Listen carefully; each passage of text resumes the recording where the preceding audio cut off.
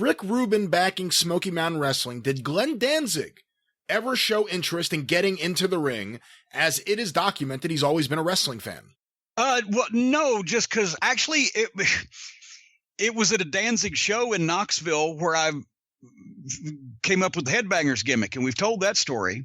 But no, at the time he was touring, and yes, he was a wrestling fan, but I don't think he was going to call Rick and say, "Hey, Rick, can I stop my tour to move to Tennessee and wrestle, in Smoky Mountain Wrestling?" That wasn't really going to happen. And if we lived down the street from him, then there may have been something that we could have done.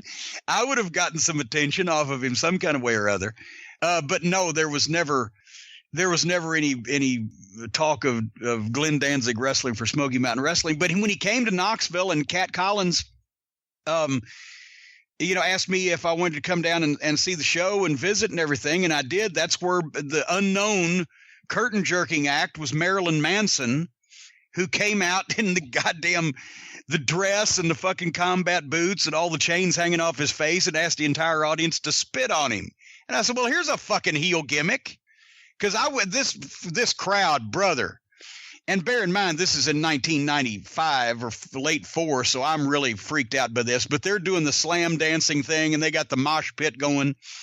And it was a small venue. It wasn't the Knoxville Civic Coliseum. It was a smaller venue. So I actually at one point went out back and pissed behind the dumpster instead of actually going out into a public area in this crowd of people and going to the public bathroom. I've been in a bunch of wrestling riots in my time, but these fucking people, no, I was not going to subject myself to the risk of that.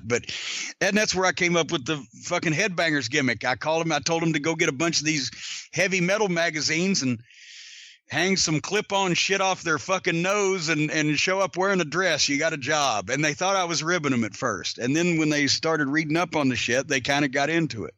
I had a couple kids in my high school right around the same time who got suspended for wearing skirts to school. Well, I do not validate nor agree with the idea of suspending a fucking kid for wearing that outfit to school, because that's what some people were doing. But if anybody else in their class wanted to hoot at them, I would think that would probably be, a fair game. But I don't think you need to go that far.